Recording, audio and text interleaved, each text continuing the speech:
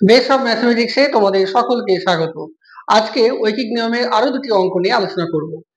প্রথম অঙ্কে দেখো লেখা আছে ৮ জন লোক একটি কাজ করে ১৫ দিনে, তাহলে ১০ জন লোক ওই কাজটি করবে কত দিনে? আর পরের অঙ্কটি, এটি একটি ভগ্নাংশের অঙ্ক, ২-এর ৩ দিনে কোনো একটি কাজ করে ৯ জন লোক, তাহলে ৩ দিনে ওই কাজটি করবে কতজন লোক? এবার আমরা প্রথম অঙ্কটা করি। তো এই অঙ্কগুলো করার নিয়ম, অর্থাৎ ঐকিক নিয়মের অঙ্ক করার নিয়ম হচ্ছে, প্রথম লাইনটা আমরা এইভাবে লিখবো, ৮ জন লোক একটি কাজ করে ১৫ দিনে। এই উত্তরটা ১০ থেকে ১০টা আমি সাইডে লিখলাম। এরপরে লাইন আমরা করি, একজন লোক কাজটি কত দিনে করবে? তাহলে একজন লোক কাজটি কত দিনে করবে একটু মনে মনে ভাববে তোমরা। তো ভাবো একটু, ৮ জন লোক করছে ১৫ দিনে, তাহলে একজন লোক নিশ্চয় ওই কাজটি করবে আরো অনেক বেশি দিনে করবে।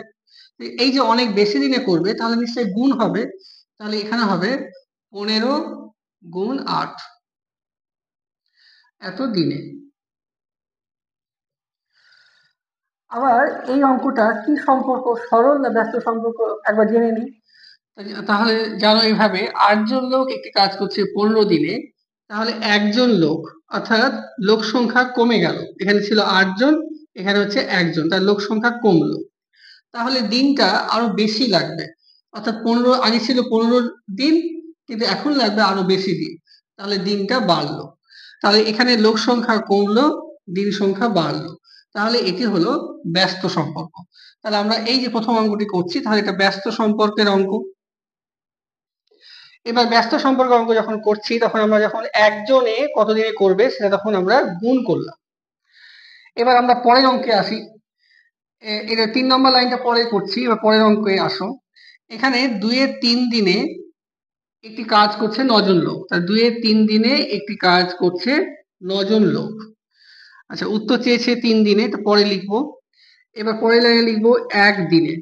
এবার একটু ভাবো, একদিনে ওই কাজটা করবে তাহলে কতজন লোক? তাহলে একদিন, এখানে ২-এর ৩ দিন মানে কিন্তু একদিনের থেকে কম, আর একদিন কিন্তু ২-এর ৩ থেকে বেশি, অর্থাৎ দিনটা বেড়ে গেল। আচ্ছা, এবার একদিনে যে ওই কাজটা যদি করতে চায়, তাহলে ৯ জনের থেকে নিশ্চয় কম লোক লাগবে। তাহলে এখানে এদিকটা বাড়লো, এদিকটা কমলো, তাহলে এটাও কিন্তু ব্যস্ত সম্পর্ক, তাহলে এটাও আমাদের ব্যস্ত সম্পর্ক। কিন্তু এবার যখন আমরা একদিনে ওই কাজটা করবে কতজন লোক, তখন আমরা যদি এখানে উত্তর বলছে যে লোক সংখ্যা কমবে, তো কমবে মানে তো ভাগ করতে হবে। কিন্তু আমরা যদি এখানে ভাগ করি, এই ৯ ভাগ ২-এর ৩ করি, তাহলে কিন্তু হবে ৯ গুণ ৩/২, তখন এটা হয়ে যাবে ১৮, ২৭, ২৭/২, অর্থাৎ প্রায় ১৩ জনের থেকেও বেশি। অর্থাৎ লোকটা কমলো না, কিন্তু লোকটা বেড়ে গেল, কিন্তু এখানে কমার কথা। তাহলে এখানে ভগ্নাংশ কিন্তু ভাগ হয় না, হয় এখানে গুণ। তাহলে এখানে গুণ হবে, তাহলে গুণ হলে পরে হবে ২/৩।